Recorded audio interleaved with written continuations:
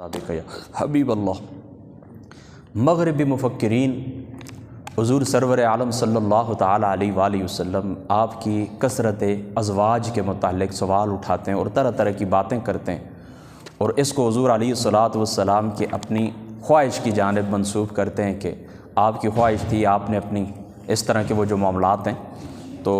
اس کی طرف وہ انگلیاں اٹھاتے ہیں۔ سادی سی بات میں آپ کو بتا دوں اس اعتراض کا جواب دینے سے پہلے کہ آقا علیہ الصلاۃ والسلام کی ذات مقدسہ نے جتنے بھی نکاح فرمائے ہیں، جتنی بھی شادیاں کی ہیں، تو آپ یہ سادی سی بات یاد رکھیں کہ یہ اللہ تعالیٰ کے حکم سے تھی، اور حضور علیہ الصلاۃ والسلام کا جو منصب تھا، جو منصب اللہ تعالیٰ کی ذات اقدس نے آپ کو عطا فرمایا تھا، جو رسالت کا منصب، نبوت کا منصب اللہ تعالیٰ نے ذات مصطفیٰ کو عطا فرمایا تھا، اس کی تکمیل کے لیے تھا، اس کی تکمیل کے لیے تھا۔ بس یہ بات ابتدا کے اندر آپ یاد رکھیں۔ اب آتے ہیں اصل بات کی طرف کہ معاملہ ہوا کیا تھا۔ حضور علیہ الصلاۃ والسلام کی جو ذات مقدسہ ہے، 25 سال کی عمر مبارک، جو انتہائی بھرپور جوانی کا زمانہ ہوتا ہے، تو اس میں حضور علیہ الصلاۃ والسلام کی ذات مقدسہ نے حضرت سیدتنا خدیجۃ الکبریٰ رضی اللہ تعالی عنہا آپ کی ذات اقدس کے ساتھ نکاح فرمایا ہے، اور ان کی عمر تھی اس وقت 40 سال، اور وہ بیوہ تھیں۔ پہلے ان کے 2 شوہر تھے، یعنی ایک شوہر سے ان کی نجات ہوئی، پھر دوسرے شوہر سے، اور اس کے بعد یعنی 2 شوہر، ان کے 2 شوہروں کے ساتھ وہ اپنی زندگی گزار چکی تھی، اور عمر مبارک تھی ان کی 40 سال، اور مدینہ پاک کے اندر، مکہ پاک کے اندر ان کو طیبہ اور طاہرہ کے لقب سے یاد کیا جاتا تھا۔ تو 25 سال کی عمر میں جب حضرت خدیجۃ الکبریٰ رضی اللہ تعالی عنہا، آپ کی عمر مبارک 40 سال تھی، حضور علیہ الصلاۃ والسلام نے ان سے نکاح فرمایا، اور یہ نکاح بعض روایات کے مطابق 28 سال تک، اور مشہور قول کے مطابق 25 سال تک رہا۔ تو کتنی، یعنی حضور علیہ الصلاۃ والسلام کی عمر مبارک ہو گئی 50 برس، اور حضرت ام المؤمنین سیدتنا خدیجۃ الکبریٰ رضی اللہ تعالی عنہا آپ کی عمر مبارک ہو گئی 65 برس۔ تو اب جس سال کو حضور علیہ الصلاۃ والسلام نے عام الحزن کا سال قرار دیا کہ حضرت ابو طالب بھی دنیا سے گئے، حضرت خدیجۃ الکبریٰ بھی دنیا سے چلی گئیں تھوڑے سے فاصلے کے اوپر، تو اس سال کو حضور علیہ الصلاۃ والسلام نے عام الحزن کا سال قرار دیا ہے۔ تو اس طرح حضور علیہ الصلاۃ والسلام نے اپنی جوانی کا جو حصہ تھا حضور علیہ الصلاۃ والسلام نے گزار دیا۔ اب عمر مبارک کتنی ہے؟ 50 سال۔ اب سنیں، اب اس طرح ہوا کہ حضرت خولہ بنت حکیم رضی اللہ تعالی عنہا، یہ رسول اللہ کی ایک صحابیہ ہیں، انہوں نے آپ سے فرمایا، حضور علیہ الصلاۃ والسلام کی ذات اقدس سے فرمایا کہ اے اللہ تعالیٰ کے رسول، اب میں آپ کو کچھ خاموش دیکھتی ہوں، کچھ میں دیکھتی ہوں کہ آپ کی گھریلو ضروریات ہیں، تو یا رسول اللہ صلی اللہ تعالیٰ علیہ وآلہ وسلم، اگر آپ اجازت دیتے ہیں میں آپ کو مشورہ دیتی ہوں کہ میں اس طرح کرتی ہوں کہ آپ کے لیے میں کوئی لڑکی تلاش کرتی ہوں، اور وہ لڑکی مل جائے گی ہمیں، کنواریوں میں بھی مل جائے گی، اور جو شوہر دیدہ ہوتی ہیں وہ ان میں بھی مل جائے گی۔ تو یعنی بیوہ کوئی ہو اس طرح بھی ہو سکتا ہے، اور کنواری لڑکی ہو اس کا بھی ہو سکتا ہے۔ تو حضور علیہ الصلاۃ والسلام کی ذات اقدس نے پوچھا کہ کنواری کون ہے اور شوہر دیدہ کون ہے؟ تو فرمایا شوہر دیدہ ہیں حضرت سودہ بنت زمعہ رضی اللہ تعالی عنہ آپ ہیں، اور آپ کے جو بھائی ہیں، آپ کے جو ساتھی ہیں حضرت سیدنا ابو بکر صدیق رضی اللہ تعالی عنہ، ان کی بیٹی ہیں حضرت ام المؤمنین عائشہ صدیقہ رضی اللہ تعالی عنہ، آپ کی طرف اشارہ تھا۔ تو حضور علیہ الصلاۃ والسلام نے فرمایا ٹھیک ہے۔ تو جب حضور کی ذات اقدس کا پیغام دیا گیا تو ان دونوں نے قبول فرما لیا، ایک طرف سے بھی اور دوسری طرف سے بھی۔ اب پہلے حضور علیہ الصلاۃ والسلام نے حضرت سودہ بنت زمعہ رضی اللہ تعالی عنہا آپ سے نکاح فرمایا ہے، اور انہی کو حضور علیہ الصلاۃ والسلام اپنے گھر کے اندر لے کے آئے۔ ادھر حضرت ام المؤمنین سے آپ کا نکاح ہوا، بخاری شریف کی روایت کے مطابق 6 سال حضور علیہ الصلاۃ والسلام کی عمر مبارک تھی، لیکن رخصتی نہیں ہوئی۔ رخصتی ہوئی تقریباً 4 برس بعد، یہ جس وقت آپ کی عمر مبارک کا 9واں سال جاری تھا، یعنی 4 برس بعد۔ یہاں پر یہ یاد رکھیں کہ موجودہ دور کے اندر کچھ لوگ یہ بھی کہتے ہیں کہ اتنی چھوٹی عمر کی خاتون سے نکاح ہو سکتا ہے، پھر وہ اس طرح قابل ہوتی ہیں، یہ ایک الگ موضوع ہے۔ پھر زندگی رہی انشاءاللہ تعالیٰ میں آپ کو بتاؤں گا کہ علاقوں کی آب و ہوا کیا ہوتی ہے اور اللہ تعالیٰ کا حکم کیا ہوتا ہے۔ سادی سی بات ہے، یہ اللہ تعالیٰ کے حکم سے تھی۔ بہرحال آپ نے حضرت سودہ سے نکاح فرمائے،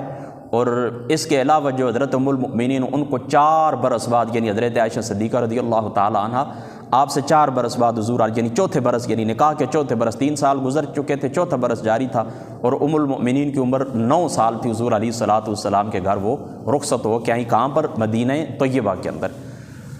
اور حضرت سودا رضی اللہ تعالی عنہ پھر ان کو حضور علیہ الصلوۃ والسلام کی ذات اقدس نے چھوڑنا چاہا،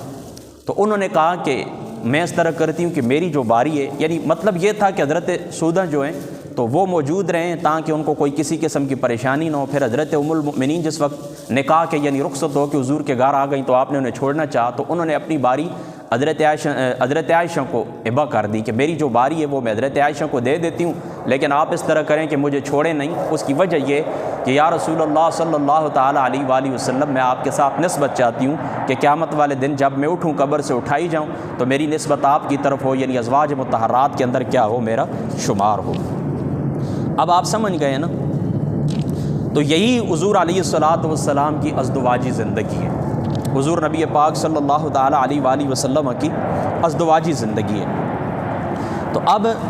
اس کے باوجود جو لوگ اس طرح کرتے ہیں کہ حضور علیہ الصلوۃ والسلام کی ذات مقدس اور کثرت ازواج کا طعنہ دیتے ہیں اور اس قسم کی باتیں کرتے ہیں، وہ اپنی آخرت کی فکر کریں، ان کے دل کے اندر خوف خدا نہیں ہے، ان کے دل کے اندر خوف آخرت نہیں ہے کہ ہم نے اللہ تعالیٰ کی بارگاہ کے اندر بھی کچھ جواب دینا ہے، اور کیا ہوگا کہ اللہ تعالیٰ کی بارگاہ کے اندر جس وقت ہم پیش ہوں گے تو کیا جواب دیں گے۔ ان کو اس بات کو سوچنا چاہیے، اور یہ دنیا کے چند روز ہیں، یہ گزر جائیں گے دنیا کے چند سکوں کے لیے۔ اس طرح مسلمانوں کی لاکھوں نہیں، کروڑوں نہیں، اربوں مسلمانوں کی، تقریباً اب 1.25 ارب تک مسلمانوں کی آبادی جا چکی ہے، ان کو دلوں کو مجروح کرنا کسی طرح بھی درست نہیں ہے۔ تو اب حضور علیہ الصلوۃ والسلام کی جس وقت عمر مبارک ہو گئی 55 برس، تو اس میں کوئی شک شبے کی گنجائش نہیں ہے کہ آخری 8 برسوں کے اندر آقا علیہ الصلوۃ والسلام کی ذات مقدسہ نے 8 نکاح اور فرمائے ہیں۔ لیکن اس کی وجہ کیا ہے؟ اس کی وجہ میں آپ کو بتاتا ہوں۔ اس کی وجہ یہ ہے کہ بدر اور احد کی جنگوں کے اندر بہت سارے مسلمان شہید ہو گئے تھے، بہت سارے مسلمان شہید ہو گئے تھے، تو اب مختلف بیوہ جو خواتین ہیں وہ بھی، ان کے بچے بھی مسلمانوں کی نگہداشت کے اندر آ گئے۔ اب وہ یتیم تھے تو ان کے مال کی حفاظت کرنا، ان کو اپنے مال کے ساتھ ملانا وغیرہ وغیرہ، ان کا جو مال ہے اس کی حفاظت کرنا، اس کے اندر کچھ مشکلات پیش آ رہی تھی۔ تو اللہ تعالیٰ کی جو ذات مقدس ہے، اللہ تعالیٰ کی ذات اقدس نے مسلمانوں کی توجہ اس طرف دلائی، وَآتُوا الْيَتَامَىٰ أَمْوَالَهُمْ وَلَا تَتَبَدَّلُوا الْخَبِيثَ بِالطَّيِّبِ وَلَا تَأْكُلُوا أَمْوَالَهُمْ إِلَىٰ أَمْوَالِكُمْ إِنَّهُ كَانَ حُوبًا كَبِيرًا۔ پھر آگے فرما وَإِنْ خِفْتُمْ أَلَّا تُقْسِطُوا فَإِنْ خِفْتُمْ أَلَّا تُقْسِطُوا، تو پھر کیا کرو؟ اگر آپ یہ چیز خوف رکھ سکتے ہیں نا کہ مطلب یہ معاملات اس طرح نہیں چلیں گے، وَإِنْ خِفْتُمْ أَلَّا تُقْسِطُوا فَانكِحُوا مَا طَابَ لَكُم مِّنَ النِّسَاءِ مَثْنَىٰ وَثُلَاثَ وَرُبَاعَ وَإِنْ خِفْتُمْ أَلَّا تَعْدِلُوا فَوَاحِدَةً أَوْ مَا مَلَكَتْ أَيْمَانُكُمْ ذَلِكَ أَدْنَىٰ أَلَّا تَعُولُوا۔ اس طرف اللہ تعالیٰ کی ذات اقدس نے اب توجہ دلائی کہ آپ اس طرح کریں کہ پھر اگر آپ یہ خوف رکھتے ہیں کہ ان کے اموال جو ہیں اچھے طریقے سے ان کی نگہداشت نہیں ہو سکے گی، تو نگہداشت ہونی چاہیے، لیکن اگر نہیں ہو سکے گی، تم یہ احساس رکھتے ہو کہ ان کی جو ذمہ داریاں ہیں اس سے ہم اچھے طریقے سے وہ نباہ نہیں کر سکیں گے، تو فرمایا ان کی ماؤں سے تم اس طرح کرو کہ نکاح کر لو، ان میں سے جو تمہیں پسند ہو، یعنی 1 2 3 4 کی تمہیں اجازت ہے، آپ ان سے نکاح کر لیں۔ تو جب اللہ تعالیٰ کی ذات اقدس نے یہ حکم دیا تو حضور علیہ الصلوۃ والسلام نے بھی اس حکم کے اوپر لبیک کہی، اور حضور علیہ الصلوۃ والسلام کے 3 نکاح مزید ہوئے۔ نمبر 1 حضرت حفصہ، نمبر 2 حضرت زینب بنت خزیمہ اور ام سلمہ رضی اللہ تعالی عنہما، ان کے ساتھ حضور علیہ الصلوۃ والسلام کی شادی ہوئی۔ یہ حضور کے 3 نکاح مزید ہو گئے اس حکم کے تحت۔ اللہ تعالیٰ کی ذات اقدس نے جو حکم دیے نا، یعنی اب ان کا جو مال اموال ہے ان کی تم اچھے انداز کے اندر نگہداشت نہیں کر سکتے تو مسلمانوں ان سے پھر کیا کرو؟ تم نکاح کر لو۔ یہ 2 باتیں ہو گئی۔ تیسری بات یہ یاد رکھیں کہ غلامی یہ اسلام کو ملی ہے وراثتاً، آہستہ آہستہ اللہ تعالیٰ نے، اس کے رسول نے ایسے قوانین دیے کہ غلامی کو آہستہ آہستہ ختم کیا جا سکے۔ اب اس کے اندر غلاموں کا رتبہ بڑھانے کے لیے، ان کے معاشرتی حیثیت دینے کے لیے، حضور نبی پاک صلی اللہ تعالیٰ علیہ وآلہ وسلم آپ نے اپنی پھوپھی زاد بہن حضرت زینب رضی اللہ تعالیٰ عنہ، آپ کا نکاح اپنے غلام اور اپنے منہ بولے بیٹے حضرت زید رضی اللہ تعالیٰ عنہ آپ سے کیا، لیکن اتفاق کی بات یہ ہے کہ ان کا نکاح نہیں ہو سکا۔ تو اب اللہ تعالیٰ کی ذات اقدس نے انہیں حکم دیا کہ ہم نے تیرا نکاح زینب سے کر دیا۔ طبقات ابن سعد کے اندر یہ روایت موجود ہے، اور وہ جو پیچھے میں نے روایت حضرت خولہ بنت حکیم والی پڑھی ہے نا، کہ انہوں نے کہا کہ یا رسول اللہ میں آپ کو پریشان دیکھتی ہوں، تو اس طرح کریں کہ اب میں 2 لڑکیاں ہیں ان کو میں آپ کا نکاح دیتی ہوں، یعنی حضرت عائشہ کو اور حضرت سودہ کو یہ میں پیغام دیتی ہوں۔ وہ بھی طبقات ابن سعد کے اندر موجود ہے، اور یہ بھی مختلف کتب حدیث کے اندر موجود ہے۔ وہ فرمایا کرتی تھی کہ میں اس بات کے اوپر اے امہات المؤمنین تمہارے اوپر فخر کرتی ہوں کہ تمہارا نکاح تمہارے بڑوں نے کیا ہے، یعنی تمہارے وارثوں نے کیا ہے، تمہارے جو نگہبان ہیں انہوں نے کیا ہے، اور میرا نکاح اللہ تعالیٰ کی ذات اقدس نے آسمانوں کے اوپر کیا ہے۔ تو یہ اللہ تعالیٰ کے حکم سے پھر یہ نکاح تھا، تاکہ یہ ایک بری رسم تھی۔ حضور علیہ الصلوۃ والسلام خاتم النبیین تھے، کسی اور نبی نے آنا نہیں تھا، تو اللہ تعالیٰ نے یہ رسم بھی ختم کر دی کہ یہ جو منہ بولے بیٹے ہوتے ہیں نا، تو ان کی جو بیویاں ہوتی ہیں وہ حقیقی بہو نہیں بن جاتی کہ ان کے ساتھ نکاح نہ ہو سکے۔ ان کی جو بیٹیاں ہوتی ہیں وہ تمہارے حقیقی پوتے پوتیاں نہیں ہوتی ہیں۔ اس رسم کو اللہ تعالیٰ کی ذات اقدس نے، چونکہ یہ رسم بھی عرب کے اندر جڑ پکڑ چکی تھی، رواج پکڑ چکی تھی، تو حضور خاتم النبیین تھے، تو اللہ تعالیٰ کی ذات اقدس نے اس رسم کو بھی ختم کر دیا۔ اور پھر حضرت زینب رضی اللہ تعالیٰ عنہا جو آپ کی پھوپھی ذات تھی، اسی کے ساتھ حضور علیہ الصلوۃ والسلام کی ذات اقدس نے نکاح فرمایا۔ اب جس وقت ان کے ساتھ نکاح فرمایا تو یہاں پر اللہ تعالیٰ کی ذات اقدس نے ایک ضابطہ بھی بیان فرما دیا، یعنی دیکھیں نا، حضور علیہ الصلوۃ والسلام کی ذات اقدس کے اوپر وہ قید تو نہیں تھی کہ جو باقی تعدد ازواج کے متعلق باقی مسلمانوں کے اوپر تھی، لیکن اس نکاح کے بعد اللہ تعالیٰ کی ذات اقدس نے سورہ احزاب شریف کے اندر کچھ پابندیاں لگا دی ہیں۔ یہاں پر آپ پڑھ سکتے ہیں سورہ احزاب شریف کی آیت نمبر انا احللنا لک ازواجا سے شروع ہونا اور آیت نمبر 52 کے اینڈ تک چلے جائیں۔ اس سے کیا ثابت ہوتا ہے؟ اس سے یہ ثابت ہوتا ہے کہ حضور علیہ الصلوۃ والسلام کی ذات اقدس کو یہ حکم دیا گیا کہ یہ جو زینب کے ساتھ آپ کا نکاح ہوا ہے نا، اس زینب کے ساتھ نکاح کرنے کے بعد بھی آپ کچھ مقاصد کے لیے آپ مزید نکاح بھی کر سکتے ہیں۔ کون سے؟ نمبر 1، ان خاندانی عورتوں کی عزت افزائی کے لیے جو آپ کے کسی جنگی اقدام کے نتیجے میں قیدی بن کر آپ کے پاس آ گئیں، نمبر 1 یہ مقصد۔ دوسرا، ان خواتین کی دلداری کے لیے جو محض اصول نسبتی غرض کے آپ کے ساتھ نکاح کی خواہش مند ہوتی ہیں اور آگے بڑھ کے آپ کو اپنا آپ ہبہ کر دیتی ہیں، 2۔ اور نمبر 3، ان چچا زاد، مامو زاد، پھپھی زاد، خالہ زاد بہنوں کی تالیف قلب کے لیے جنہوں نے آپ کے ساتھ ہجرت کی اور اس طرح اپنا گھر بار اور اپنے اعزہ اور اقربا سب کو چھوڑ کر حضور علیہ الصلوۃ والسلام کا ساتھ دیا۔ فرمایا زینب کے ساتھ نکاح کے بعد ان 3 مقاصد کے لیے، یعنی ان خواتین کی دلداری کے لیے، خاندانی لڑکیوں کی دلداری کے لیے جو قیدی بن کر آپ کے پاس آئی ہیں، جو آپ کے ساتھ اپنی نسبت رکھنا چاہتی ہیں، اور آپ کی رشتہ دار خواتین پھوپھی زاد، مامو زاد وغیرہ جنہوں نے تکالیف اٹھائیں آپ کے ساتھ ہجرت کی ہے، تو ان کی تالیف قلب کے لیے آپ ان کے ساتھ نکاح کر سکتے ہیں۔ تیسرا حکم یہ جاری کر دیا کہ ان خواتین کے ساتھ دوسری تمام عورتیں اب آپ کے لیے حرام ہیں، اور ان سے ایک مرتبہ نکاح کر لینے کے بعد انہیں الگ کر کے ان کی جگہ کوئی دوسری بیوی بھی حضور علیہ الصلوۃ والسلام نہیں لا سکتے، اگرچہ وہ حضور علیہ الصلوۃ والسلام کو بے شک پسند ہی ہو۔ تو اس کے صاف معنی کیا تھے کہ اللہ تعالیٰ کی ذات اقدس کی چاہت یہ تھی کہ جن عورتوں کو آپ کی دعوت پر لبیک کہنے یا آپ کے کسی اقدام کے نتیجے میں شدید صدموں سے دوچار ہونا پڑا، یا ان کے اندر اسی طرح کے اصول نسبت کی خواہش ہے اور وہ اس نکاح کے اوپر راضی ہیں، تو اللہ تعالیٰ کی ذات اقدس نے، یعنی وہ حضور کے ساتھ نسبت رکھنا چاہتی ہیں، تو اللہ تعالیٰ کی ذات اقدس نے ان کے اوپر مہربانی فرمائی۔ چنانچہ ان اللہ تعالیٰ کے احکام کو سامنے رکھتے ہوئے حضور سید عالم صلی اللہ تعالیٰ علیہ وآلہ وسلم نے حضرت جویریہ اور حضرت صفیہ کے ساتھ نکاح کیا، یعنی وہ جنگی قیدی بن کر آئی تھی نا، تو ان کی عزت افزائی کے لیے حضور علیہ الصلوۃ والسلام نے حضرت جویریہ اور حضرت صفیہ کے ساتھ نکاح کیا۔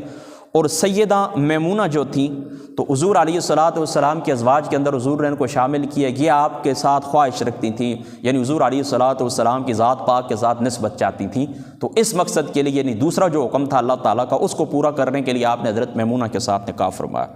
اور ام حبیبہ کے ساتھ حضور علیہ الصلوۃ والسلام کا جو نکاح تھا وہ تالیف قلب کے لیے تھا، کہ جنہوں نے ہجرت کی اور تکالیف اٹھائیں حضور کے دین کی خاطر، حضور کا دین قبول کیا، ہجرتیں کی، تو حضور علیہ الصلوۃ والسلام کی ذات اقدس نے حضرت ام حبیبہ کے ساتھ اس طرح نکاح فرمایا۔ تو اب دیکھیں نا، یہ ساری گفتگو کا خلاصہ کیا ہے کہ یہ حضور علیہ الصلوۃ والسلام کی خالص ذمہ داری تھی، دینی ذمہ داری تھی، منصب کا حضور علیہ الصلوۃ والسلام کا منصب کا تقاضا تھا، کوئی حضور علیہ الصلوۃ والسلام کی دلی رغبت نہیں تھی، خواہش نہیں تھی، میلان نہیں تھا۔ اس کی وجہ یہ کہ دیکھیں، آپ اس بات کو اچھے طریقے سے سمجھتے ہیں کہ آپ اللہ تعالیٰ کے محبوب ہیں، اللہ تعالیٰ کے رسول ہیں، معصوم ہیں، اور پھر مزے کی بات یہ کہ دیکھیں 25 سال کا جو جوانی کا زمانہ ہوتا ہے، وہ حضور علیہ الصلوۃ والسلام نے ایک بیوہ خاتون کے ساتھ 25 سال حضور نے گزار دیے۔